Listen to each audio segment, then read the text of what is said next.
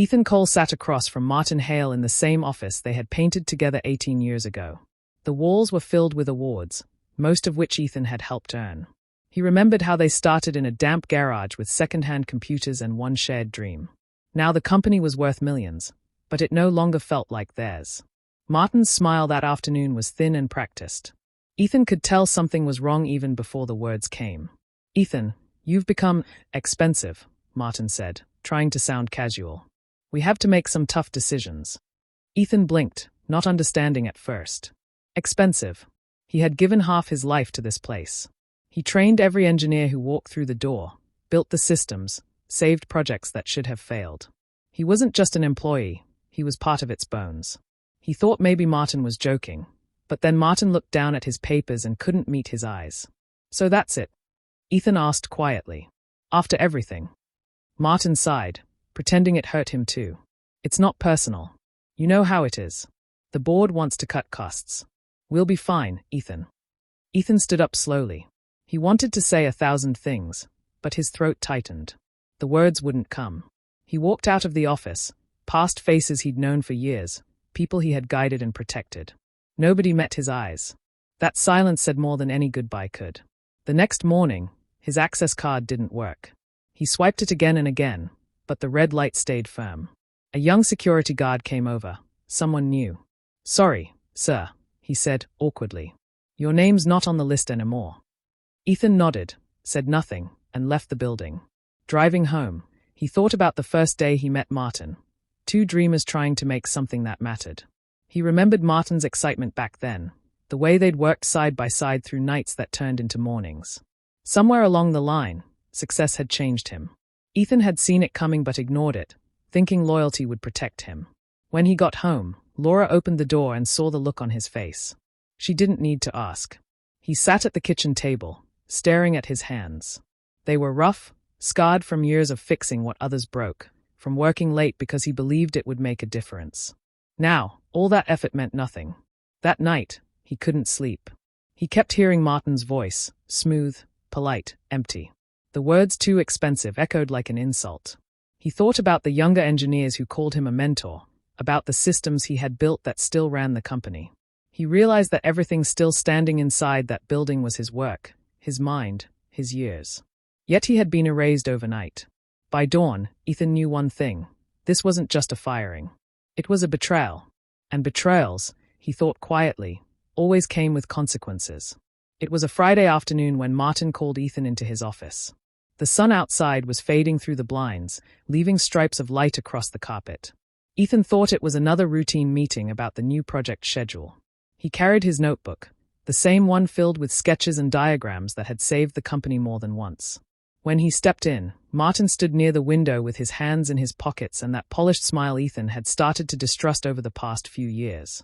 "Close the door, Ethan," Martin said softly. The tone was wrong. Too careful. Too rehearsed. Ethan's stomach tightened, but he sat down anyway. Martin took a deep breath and leaned against the desk. "I'll get right to it. The board has decided to streamline operations. We have to make cuts, and unfortunately, your position is one of them." Ethan just stayed. For a second, he thought he misheard. "Streamline," he repeated, his voice low. Martin nodded quickly. "You've done great work, Ethan." "Really? But we're restructuring the department to be more cost-efficient." Ethan waited for the rest. Maybe a plan, a transition, some acknowledgement of nearly 2 decades of service. But Martin's eyes slid away. "There won't be a severance," he added, almost like he was talking about the weather. "Legal says since you're classified under the executive tier, we're clear on that front. I'm sorry. You'll understand one day." Ethan's mouth went dry. He could hear the hum of the air conditioner, the faint sound of typing from the hallway. "Understand," he said finally. "After everything I built here." Martin's smile stayed frozen. "It's not personal. It's just numbers." Ethan saw the stack of papers on the desk, offer letters with unfamiliar names. He recognized the job titles. They were his. 2 new engineers, both half his age, hired at half his pay. His chest burned as he realized this wasn't a sudden decision. It had been planned. He'd trained his replacements without even knowing it. He stood up slowly. "You could have told me," he said, trying to keep his voice steady. Martin shrugged. "You know how these things go. I didn't want to make it awkward. Awkward. That word almost made Ethan laugh. He'd given up weekends, birthdays, entire summers to keep this company alive. He'd treated Martin like a brother. And now, he was being pushed out like dead weight. He didn't shake hands. He didn't argue. He simply turned, opened the door, and walked past the open office. A few employees looked up, curious, but he kept his eyes forward. His mind was racing, but his face was calm. Outside, the cool air hit him like a wall. He stood there for a long time, watching the building that had once meant everything to him. Inside those walls, trust had been replaced with greed. Years of loyalty had been traded for savings on a spreadsheet. And as he walked away, Ethan knew the man he'd once called his friend was now just another stranger in a suit. Ethan drove home in complete silence. The road ahead looked blurry, not from tears but from the weight pressing behind his eyes. He couldn't remember the last time he left work before sunset, yet now he had nowhere to go. The same drive that once felt like a short trip after a long, fulfilling day now seemed endless. Every traffic light gave him too much time to think. He replayed the moment Martin said the words, the way his voice sounded cold and rehearsed, the way he didn't even look sorry. By the time Ethan pulled into the driveway, it was dark. The house lights were on, and Laura was standing at the window. She waved when she saw his car, but her smile faded as soon as she noticed his expression. He walked in quietly, dropped his keys on the counter, and sat down at the kitchen table without a word. "What happened?" she asked softly. Ethan shook his head. "They let me go," he said finally. His voice was flat, as if the words belonged to someone else. Laura sat beside him and reached for his hand. "Why?" He gave a short, empty laugh. "I'm too expensive." That was all he could say before his voice broke. She squeezed his hand, but he couldn't meet her eyes. He wasn't angry, not yet. Just hollow, like someone had scooped out everything inside him and left an echo. The night stretched on quietly. Laura made him dinner, but he barely touched it. He just stared at his plate, hearing old sounds in his head, the click of keyboards, the buzz of late-night calls, the laughter of his team after long shifts. He remembered staying at the office until 2 a.m, fixing systems that had crashed minutes before deadlines. He remembered teaching the younger engineers how to solve problems, staying patient even when he was exhausted. They'd called him the backbone of the department. He'd believed that meant something. He looked around the house. The pictures on the wall showed years of moments he'd almost missed, birthdays, vacations, quiet dinners. Laura had done most of the living for both of them while he'd been buried in work. Now that it was gone, the silence of the house felt too big, too empty. He went to his workshop in the garage, sat at the old wooden bench where he used to fix things in his spare time. His hands rested on the tools, but he didn't move. The same hands that had built so much for others suddenly had nothing to hold on to. When Laura came out to check on him, he just said, "I'll be fine." But even he didn't believe it. That night, lying awake beside her, he listened to the quiet hum of the refrigerator, the creak of the floorboards, and felt a kind of stillness he didn't know how to live with. He wasn't angry yet. Anger would have meant he still cared. Right now, all he felt was nothing at all. Weeks went by, and the silence around Ethan's life grew heavier. Each morning he woke up early out of habit, brewed his coffee, and sat at the kitchen table staring at the same job boards. Nothing new appeared. Every company he applied to either ignored him or politely declined. Some didn't even respond at all. He started to notice a pattern. People he'd worked with for years no longer returned his calls. Old contacts avoided him. It didn't take long to understand what had happened. Martin had spread the word quietly, making sure no one hired him. The industry was small, and Martin still had influence. Bills started piling up on the counter. Laura tried to hide her worry, but Ethan saw it in her eyes when she balanced the checkbook late at night. She offered to pick up extra shifts at the clinic, but he told her not to. He couldn't stand the thought of her working harder while he sat home useless. Days blended together. He fixed small things around the house to stay busy. Door hinges, the fence, the old radio that hadn't worked in years. Anything to keep his hands moving. But inside, he was sinking. The quiet that once gave him peace now felt like punishment. Then, one Thursday afternoon, his phone rang. It was a number he didn't recognize. When he answered, a familiar voice came through. "Mr. Cole, it's Derek." Ethan sat up straight. Derek was one of his best mentees, a sharp kid who had started under him 5 years earlier. "Hey, Derek. How are things at the office?" Ethan asked carefully. There was a pause. Not good, Derek admitted. I probably shouldn't be calling, but I thought you should know. The new product line, the one you designed before you left, it's falling apart. Systems are crashing, components are failing, everything's delayed. Martin's been losing it. Ethan didn't respond at first. He leaned back in his chair, eyes fixed on the floor. For the first time in weeks, a small, quiet smile formed on his face. It wasn't joy, not really. It was something closer to relief. A strange kind of peace. Derek went on. They brought in those new guys to handle your work, but they can't figure out what went wrong. The board's furious. Clients are threatening to pull out. Martin's blaming everyone but himself. Ethan finally spoke, his tone calm. That design wasn't ready. I told him it needed more testing. I know, Derek said. You warned him. But he pushed it anyway. Said delays were too expensive.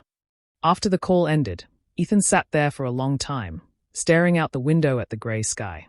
He didn't feel guilt or sorrow. What was happening was inevitable. Martin had built his success on shortcuts and ego, and now it was catching up to him. When Laura came into the room, she noticed the faint smile still on his face. Good news, she asked. Ethan looked at her and simply said, maybe the world's balancing itself out.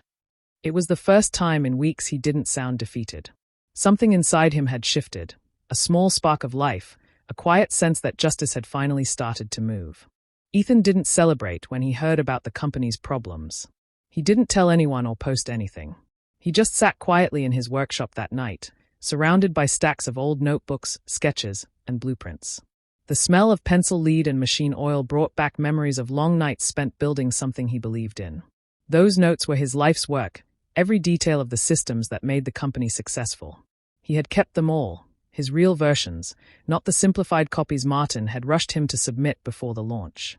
He opened the oldest notebook, its pages smudged and torn from years of use. The handwriting was rough but clear. Each line carried parts of designs that only he fully understood. He ran his fingers along the diagrams, remembering how Martin used to walk in near midnight, pressuring him to move faster. We need results, Ethan, he'd said more than once. Clients don't care about perfect, they care about delivery. Ethan had warned him then, cutting time meant cutting safety, cutting stability. But Martin didn't want to hear it. Now, the same shortcuts Martin forced through were breaking everything apart. Ethan knew it was only a matter of time before the technical cracks turned into real financial damage. Still, he didn't want revenge to be loud or messy. He wanted it to be clean, quiet, and certain. He didn't need to destroy anything. He just needed to let the truth finish its work. For several days, he reviewed every note and formula, making sure his personal copies were organized. These weren't company files, they were his drafts, his private versions. He also kept track of every decision Martin had made against his advice. He remembered the meeting where Martin signed off on the cheaper materials and reduced testing cycles. Ethan had said it wasn't safe. Martin had called him overly cautious. He could almost hear Martin's voice in his head now, that arrogant tone filled with fake confidence. Ethan smiled faintly at the thought. Speed things up, Martin had said. We'll fix it later. But later had arrived, and the cost was coming due. Late one evening, Ethan took a long walk around the block. The air was cool, the streets quiet. He wasn't angry anymore, he was focused. Revenge wasn't about shouting or getting even. It was about balance. It was about letting people face the results of their own greed. Back in the garage, he laid out the real specifications on the workbench. These were the correct designs, the ones that actually worked. He realized that if Martin's team kept pushing without them, the system would collapse even faster. He didn't need to lift a finger to ruin Martin. He just had to be ready for when the call came, and deep down, he knew it would. For now, he waited, patient and calm, letting the cracks widen on their own. The same patience that once built the company was now the quiet engine of his revenge. A month later, the company launched the product with great excitement. Ethan saw the news online one morning. The same design he had warned Martin wasn't ready, now being praised as a revolutionary step forward. He stared at the photo of Martin shaking hands with investors, smiling like the hero of the story. Ethan closed the article quietly. He didn't feel bitterness anymore. He just waited. It didn't take long. Within days, things began to fall apart. The first failure showed up in the eastern plants, then in several client systems overseas. Machines shut down without warning. Software glitched, parts overheated, and customers demanded answers. The company tried to cover it up at first, but the news spread fast among clients. Refund requests started to pour in. Contracts were frozen. Investors began calling for meetings that Martin couldn't control. Ethan didn't need anyone to tell him what was happening. He could picture it perfectly. Those were the exact weak points he had warned about, the same ones Martin had dismissed to save time and money. Every failure, every shutdown, was the echo of those ignored warnings. Then came the phone call. Martin's name lit up on Ethan's screen late one night. For a moment, Ethan just stared at it. He could imagine Martin pacing in his glass office, trying to sound calm while everything collapsed around him. The phone rang again. Then again. Ethan didn't answer. He let it ring until the screen went dark. A few hours later, another call came. This time from an unknown number, but he recognized the tone when he listened to the voicemail. Martin's voice was shaky. "Hey, Ethan. I know things ended badly, but I could really use your input right now. Just as a friend. I think you might be the only one who can help." Ethan listened to the message once, then deleted it. He went back to his workbench, poured himself some coffee, and kept sorting through his notes. He didn't need to pick up that call to know what would happen next. Panic never solved anything, and Martin had finally reached his breaking point.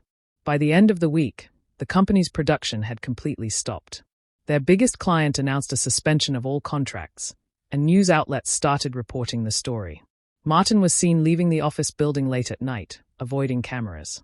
Derek texted Ethan once, just 3 words, "It's all falling."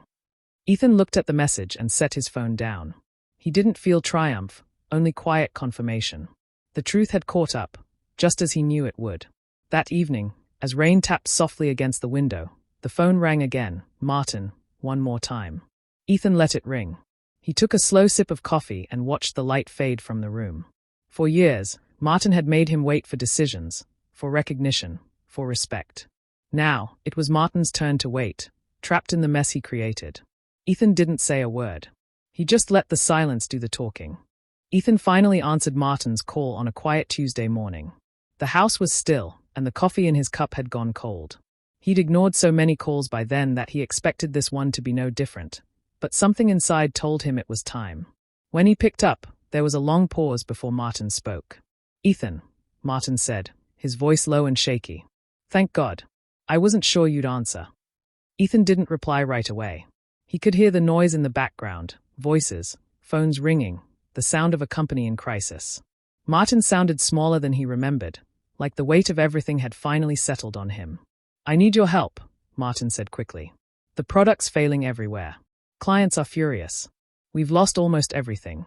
You're the only one who understands this system." Ethan leaned back in his chair. "You mean the system you said was too expensive?" he asked quietly. There was a pause, then a nervous laugh. "Look, I know I made mistakes. But we can fix this together. I'll make it right, I swear." Ethan stayed silent, letting him talk. Martin kept rambling about deadlines, losses, and pressure from investors. It sounded like a man clinging to the edge of a cliff. Finally, when the begging turned into pleading, Ethan spoke. "I'll help," he said calmly. "But not as your employee." Martin stopped talking. "What do you mean?"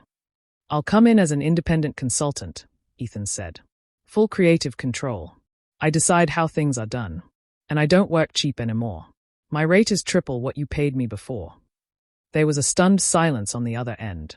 Ethan could almost hear Martin's thoughts racing. He knew Martin didn't have time to argue. The company was burning down around him. "Triple," Martin repeated. "That's a lot, Ethan." "You can keep looking for someone cheaper," Ethan said evenly. "But I doubt you'll find anyone who can clean up this mess." More silence. Then, finally, Martin said the words Ethan had been waiting for. "Fine. Whatever it takes. Just come back." Ethan didn't gloat or smile. He simply said, "I'll send over a contract. Once it's signed, I'll start." Then he hung up. For the first time in months, he felt in control. It wasn't about money, it was about principle. The same man who had thrown him away like a worn-out tool was now paying triple just to get him back. That afternoon, Ethan drafted the agreement, laying out every detail clearly. No interference, no rushed deadlines, full authority over the project. He knew Martin would sign without hesitation. Desperation made people generous. When the email confirmation came through a few hours later, Ethan looked at the signature line, Martin Hale, CEO, and nodded to himself. It wasn't victory that he felt, just quiet satisfaction. He would go back, not as the loyal worker Martin had once taken for granted, but as the man in charge. This time, he wouldn't build someone else's empire. He would build his own. When Ethan walked back into the company building, it didn't feel like coming home. It felt like stepping into a place he no longer belonged. The same faces looked up from their desks, but this time they didn't see him as a co-worker. They saw him as the man who might save what was left. No one smiled or made small talk. The air was heavy with tension, and even the lights seemed dimmer than before. Martin came out of his office as soon as Ethan arrived. He tried to put on his old confident expression, but it didn't last. His tie was crooked, his eyes tired. "Ethan," he said, forcing a smile. "I can't tell you how glad I am to see you." Ethan simply nodded.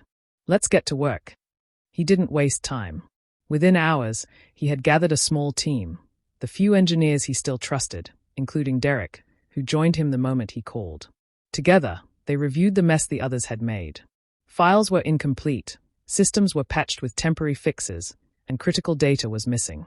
It was worse than Ethan expected, but not beyond repair. He worked quietly, methodically, fixing one flaw at a time. Days turned into weeks. Slowly, the systems began to stabilize. Machines ran smoothly again. Clients started to regain confidence. Martin tried to hover, offering suggestions, but Ethan made it clear who was in charge now. "If you want this fixed," he told him calmly, "you'll let me do it my way." Martin backed off without argument. But while Ethan worked, he was also building something else, something of his own. During late nights after leaving the office, he met with Derek and two others he trusted, former colleagues who had also left the company. Together, they began setting up a small engineering consultancy. They used his garage at first, just like old times, only now the dream belonged entirely to him. He didn't advertise it loudly or tell anyone at the company.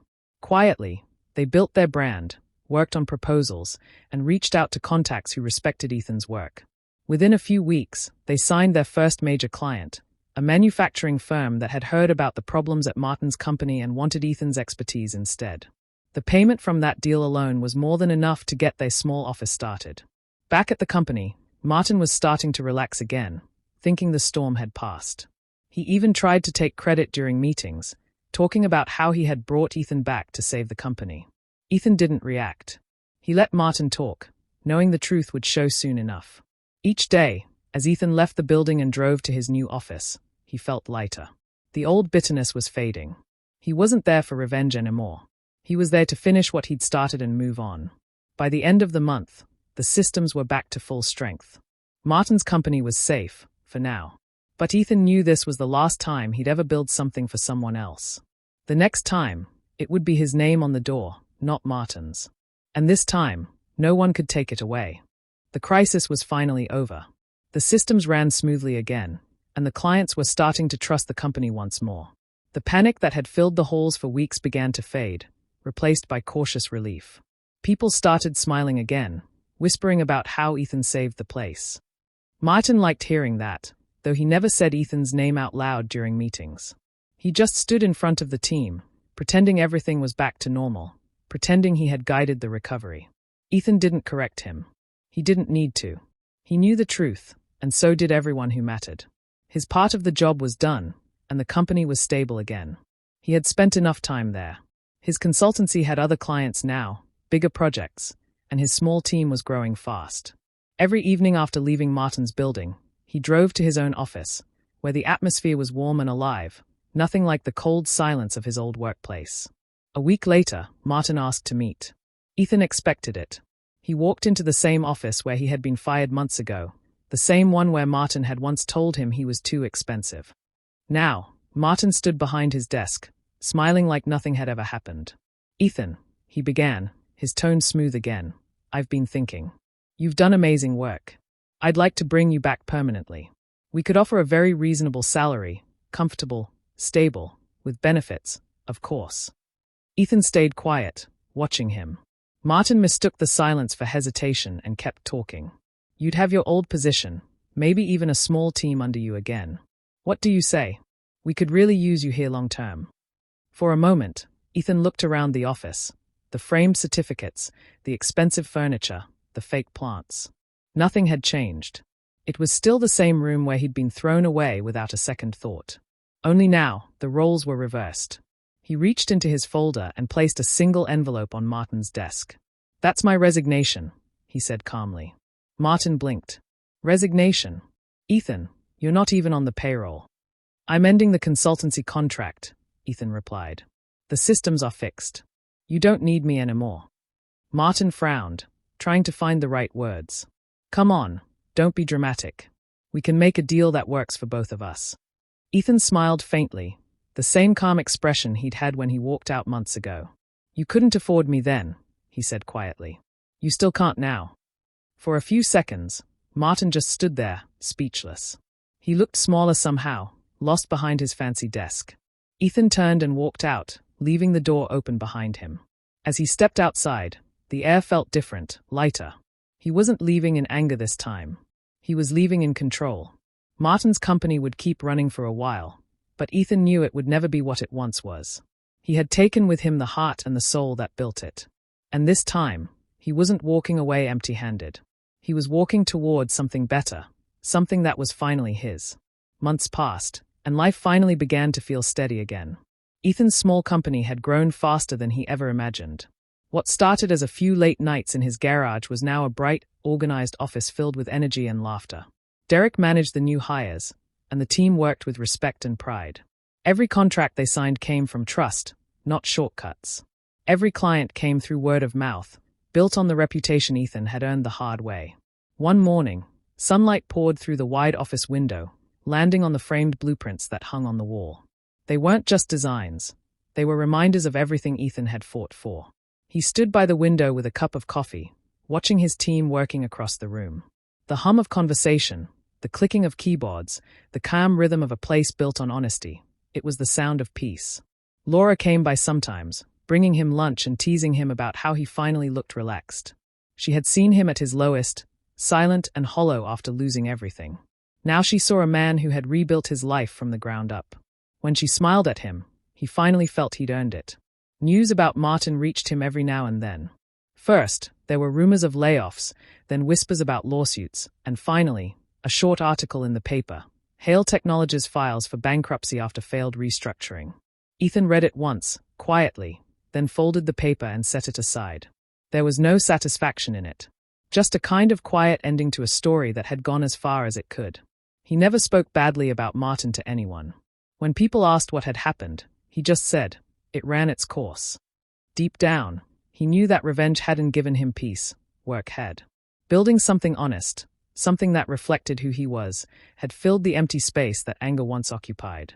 That afternoon, Derek walked into his office with a new contract in hand. "Big client," he said with a grin. "They want us for a full-year project. They said they've heard about your work." Ethan smiled and nodded. "Let's do it right," he said. "No rushing, no cutting corners." When Derek left, Ethan looked out the window again. The sun was lower now, painting everything gold. He thought about the journey, the long nights, the silence after losing his job, the slow climb back to purpose. He realized he didn't need revenge anymore. He'd already won the moment he chose to move forward instead of staying bitter. He took a deep breath, feeling the warmth on his face. His office wasn't big, his company wasn't flashy, but every inch of it was his. He had built it with patience, with integrity, and with the quiet strength that came from knowing his worth. Ethan smiled to himself, not out of pride, but peace. He had lost everything once, only to find himself again. And this time, no one could take that away.